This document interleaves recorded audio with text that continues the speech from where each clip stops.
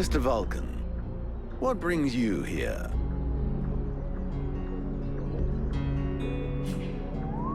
I've got a few questions I'd like to ask about this village. I imagine there are few who are better placed than myself to answer them.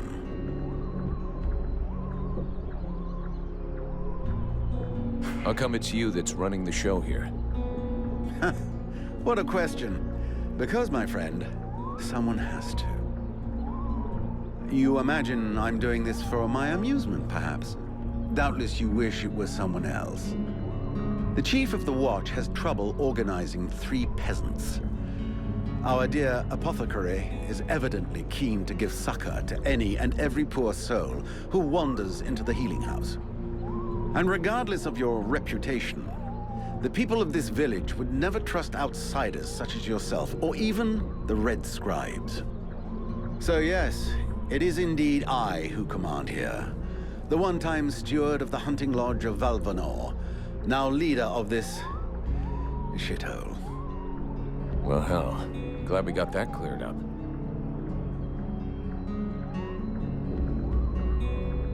What can you tell me about the people of Valvanor? Before the war, there were just a few families here. Hunters and craftsmen, mostly. These days, they survive as best they can, husbanding their animals and digging up the puny vegetables they've managed to grow. Few dare to venture outside the walls. These woods are fruitful, but more perilous than ever before, and most of these folk know nothing of arms. But you've got your guards. They hardly qualify as an armed militia. Of the few that remain, most are sturdy farmers whom we have entrusted with some kind of weapon. Most of the real fighters left the village as soon as war broke out. The others died while out on patrol. The only one left here with any real experience is Mason, the head of the guard. Sadly, the man is a walking beer keg, who could not give a dog's fart for what his men are about.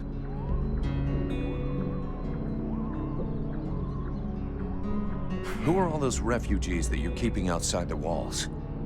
The war with the Ice Lords has driven many from their homes and villages. Alas, it would seem that some of them found their way here. I have tried to accommodate as many as we can, and provide as much comfort as possible, but I fear we can do little more.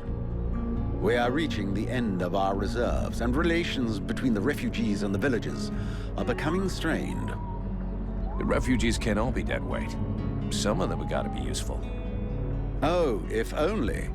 Believe me, I would be the first to welcome them. These peasants have been fleeing from town to town and from camp to camp for months. The best and strongest of them perished in battles, somewhere along the way. I must deal with the leftovers. I put the biggest of them in the watch, but they are of little use. The healing house. It's a pretty good thing for your village, huh? If you say so. As time has gone by, the healing house has drawn refugees to the swamps in ever greater numbers, and dissuaded some malingerers from returning to their families. When it opened its doors a year ago, the sense of relief was palpable.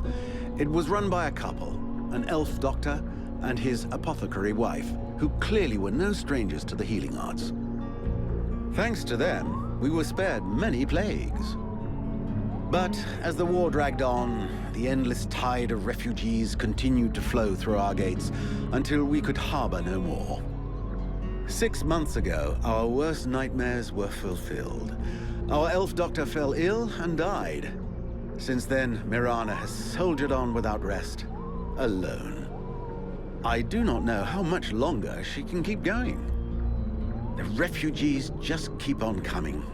And I fear that poor woman is beginning to crumble under the strain. It's not surprising. I need a blacksmith. Do you have one here? With none more qualified, I asked Asiel to take over the village forge. I suppose I should warn you, he's quite a tricky character. He has a huge ego and is stubborn as an ox. Before the war, he was a sort of artist. He crafted jewelry and sculptures from metal. Despite running the forge, one could hardly call him a blacksmith. But he's the only one here who had even the vaguest notion of how to repair a shovel or straighten a blade.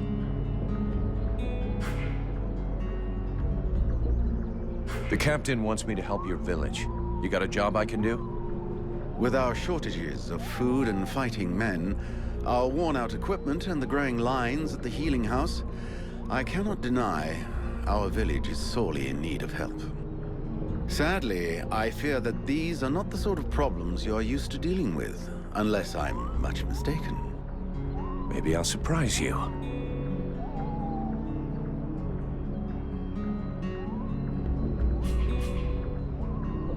I need the reports about this beast that attacked the villagers. I fear I am unable to be of help. I'm still not entirely convinced that it even exists. All I know is that several villagers have vanished. One villager is at present in the doctor's care, following a supposed encounter with the said beast. These swamps are crawling with dangers. There is nothing to suggest anything out of the ordinary. The refugees are always inventing horror stories in an attempt to force us to open our gates and let them inside. It might be worth checking it out. You said you lost one of your patrols, right? That is so. You should speak with Randval. He was most anxious to go out and hunt the beast down, but we needed him here. Now that we have more able bodies to guard our gates, I imagine he would be keen to pick up the scent once more.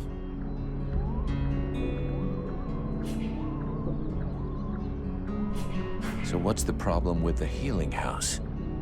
Quite simply, Mirana cannot keep up. She spends every waking minute giving out supplies to the refugees and refuses to admit that she cannot help everyone. She thinks she's fooling me. I have heard rumors that her food stock is running low. Unsurprisingly, the crowds outside are becoming restless. I believe they wish to continue handing out our food reserves as though they were unlimited. This is not the case, and thus, it is not an option. So, you want someone to put her down? Why, I never suggested any such thing. I just wish she would see reason, for all our sakes. But I have asked nothing of you. I was merely answering your question.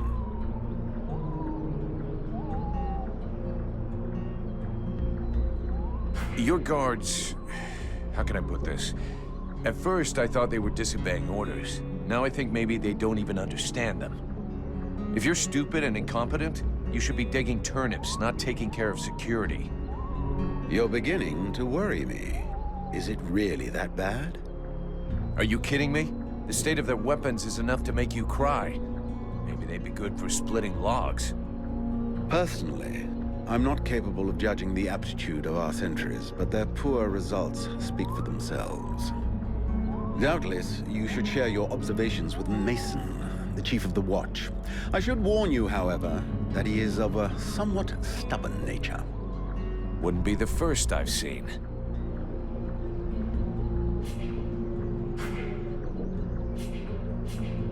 We'll talk again later.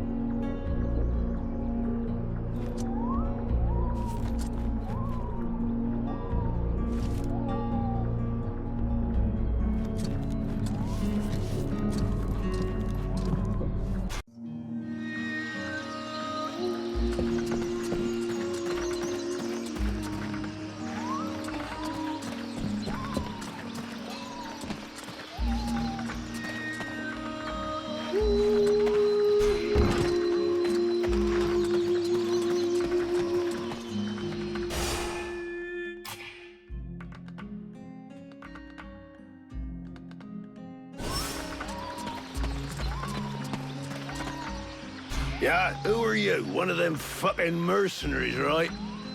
Fucking mercenary, yeah. Sounds about right. You know what I call your lot? Ore blades. I got no time for ores.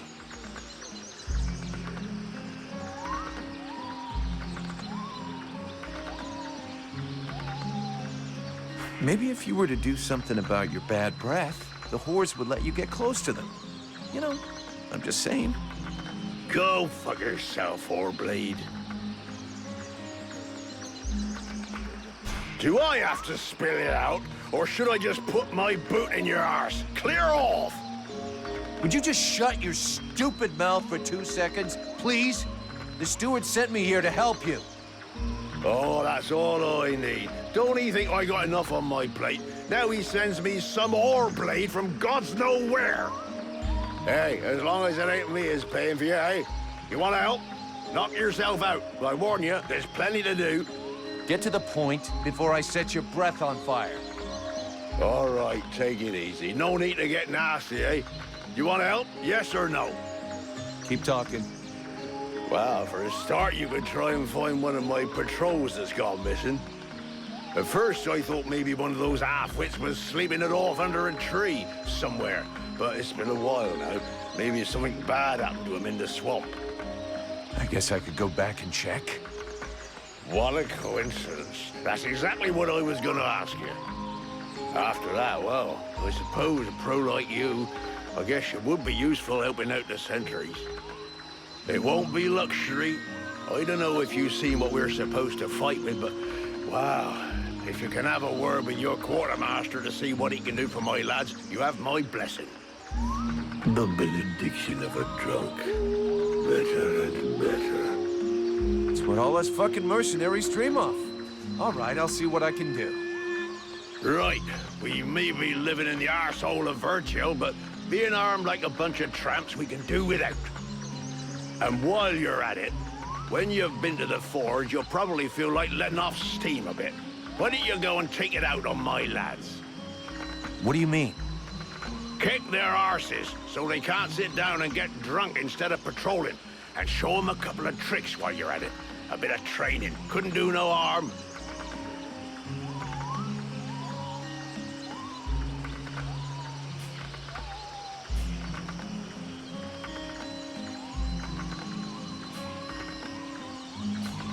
Your men can't afford to keep their thumbs in their asses. It's time to teach them how to use those weapons. Knock yourself out, Payblade. I'll go and shake them awake.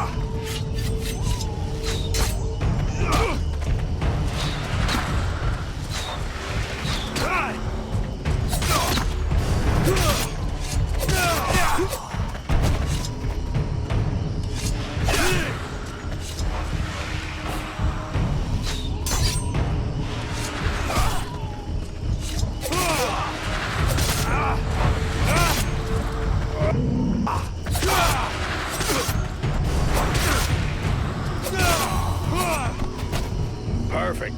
I couldn't have done better. I reckon the lesson is gonna leave a few marks this time. Have you got time to go again, while they're still warmed up? I'll let them recover a little. I can't teach them if they're late.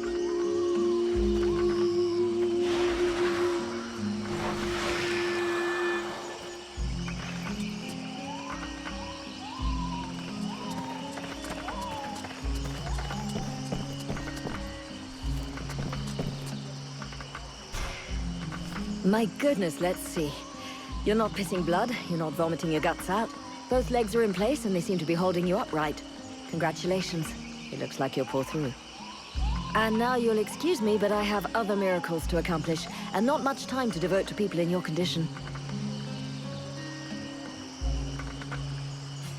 I don't want to take up too much of your time, but I'd like to speak with you.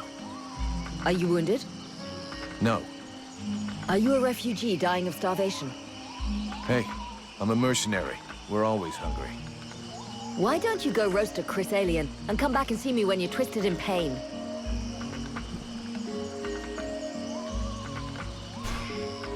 Haven't you anything better to do than bother me? Hang on a sec. The steward himself sent me here to give you a hand. Wonderful. I've been after him for months to get me some help, and he sends me an armed ape. You practice medicine, I presume? Your tools seem rather barbaric.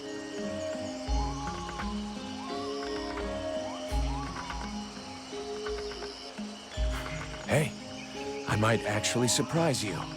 Really? Well, in that case, I need some black ochre water lilies, some root of varatane, and some lindidia leaves. Since you're so clever, you won't have any trouble recognizing them and bringing them back. Insolent little puppy. Even I would be unable to recognize those herbs without the help of my father or of Sylvan. I think that this woman is mocking you. Is that so? Well, the fact is, I have great need of those plants.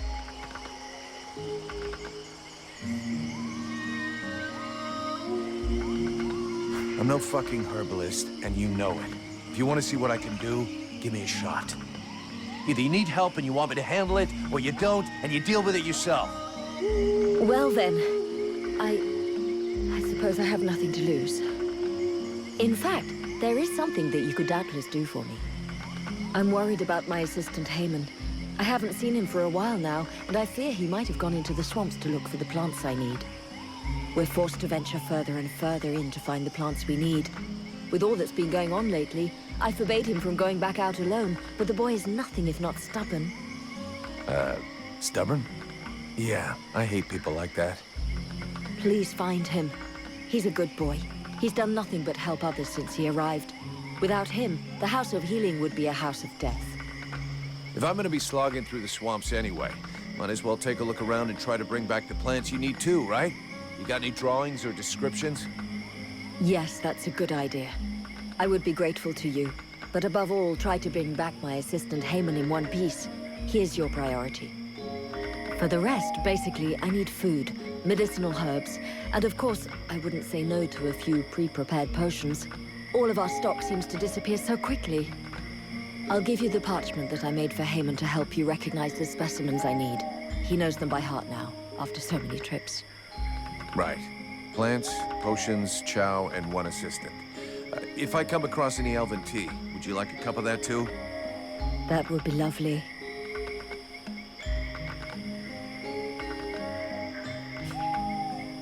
Let's talk about your healing house. I found you a few health potions.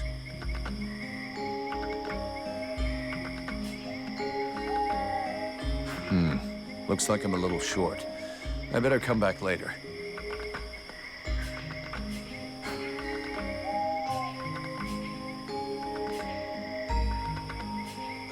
I'll take my leave.